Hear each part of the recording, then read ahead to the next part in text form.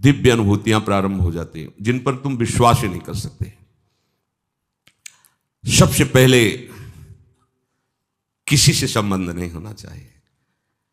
ऐसे तो बहुत से अनुभव होते थे, पर वो जो एक अनुभव हमें शैनपुर में हुआ, बड़ा दिव्य अनुभव। ठीक दोपहर का समय, वहां दिन में कोई नहीं जाता था, रात्रि की तो बात जान, दिन में कोई नहीं। कभी ऐसे पूर्णिमा आदि को 2-4 लोग ऐसे, एकदम जंगल, 24 घंटे में 2 रोटी और इतनी अरहर की दाल के सिवा कभी कुछ नहीं था, ही नहीं कुछ कि वहां फल फूल लोग आ रहे हैं जा, कुछ नहीं, एकदम ऋषि भूमि। अभी है, तपोभूमि है वो।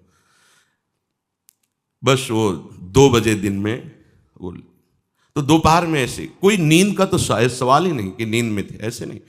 एक ऐसे बारंडा टाइप पुराना था, बहुत सी लता, गंगा जी ऐसे सामने लेटे हुए थे, मंत्राकार वृत्ति। ऐसी दिव्य सुगंध आई जो आज तक हमने कहीं वो सुगंध बाह्य में नहीं देखी। ऐसा लगा कहां से, मतलब सौरभ का जैसे कोई प्रवाह आ रहा हो, और जैसे जैसे सुगंध वो घ्राणेंद्रिय से अंदर आ जाती है, जैसे नशा चढ़ रहा हो। थोड़ी देर में जड़ता शरीर में आ गई, हिल नहीं सकते, एकदम जड़ शरीर, एकदम आंख खुली हुई है, पूरी चेतना है, ऐसे भी नहीं कर सकते, बिल्कुल सीधे लेटे हुए। और ऐसे लेटे लेटे गंगा जी के दर्शन हो रहे थे। एकदम आधा शरीर ऊपर कैसे, जैसे किसी ने उठा के बैठा और देखा गंगा की धारा से एक श्वेत वस्त्रधारी, दिन है, खुली आंख है, कोई स्वप्न नहीं, कोई तंद्रा नहीं, श्वेत वस्त्र धारण के, श्वेत जटाएं ऐसी, और वो ऐसे चले आ रहे हैं। देख रहे आए और गोद में ऐसे सर रखा, ऐसे ऐसे कर रहे, मस्तक को इतनी हम कहीं इन्हीं के अंग से शौरावा, और कुछ बोले थे। वो जीवन का पहला दिव्य प्रगट में ऐसे, तो स्वप्न में ऐसे, प्रगट में ऐसे ऐसे कुछ कहा, कुछ बोले, इसके बाद सीधे ऐसे, और गंगा ऐसा पार आनंद कि वो बताया नहीं जा सकता। ऐसा जब आप उस सीमा को पार कर जाएंगे जहां कहीं किसी से अपनापन नहीं, शरीर से भी नहीं, वहां सैकड़ों बिच्छी ऐसे घूमती थी जैसे काले चींटे घूमते ना, भूरे काले चींटे, ऐसे बिच्छियां घूमती थी, बिचखा पर सांप, कई तरह, जंगल पुराना, गंगा जी का एकदम किनारा ना, कभी भी कुछ भी हो सकता है वहां। और 2 ही लोग, इधर हम लेटे थे, एक पंजीरी बाबा थे, वो दूर एक उनकी कुटिया थी, उसमें वो लेटे रहते, वृद्ध थे वो, पर बड़े तपस्वी थे, वहां कोई और टिक नहीं सकता था।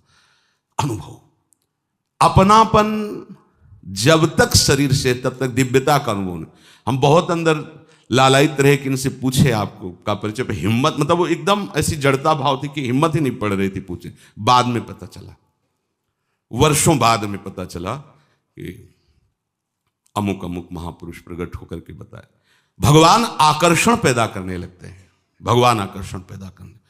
उसी के बाद फिर भाई जी महाराज राधा बाबा का दर्शन ऑफिस में हुआ, नेत्र के सामने ऑफिस प्रकट है, ऐसे भाई जी करके, ऐसे क्या जानना चाहते हो, ऐसे चश्मा ऐसे कर, और पूज्य राधा बाबा बगल में बैठे हैं। उनसे यही प्रश्न किया था, श्री कृष्ण की प्राप्ति कैसे होगी? ऐसे देखे और बोले, जब श्री कृष्ण बन जाओगे तो श्री कृष्ण की प्राप्ति हो जाएगी।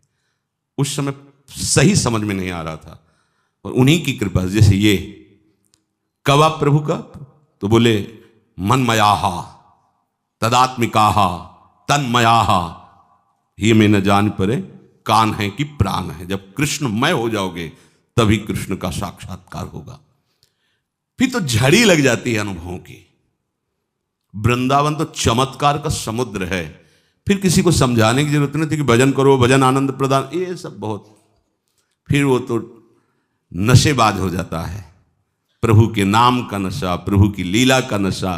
देखो नशा कहने में लगेगा कि कैसी बात, आशा बसन व्यसन, व्यसन नशा, व्यसन याति नहीं रघुपति चरित होए तहाँ सुनहि। यही आशा है, यही उनका जीवन है, और यही उनका नशा है। क्या जहाँ भगवत चरित्र हो रहे वहाँ जाकर उनको सुनना या भगवत चरित्र गायन करना।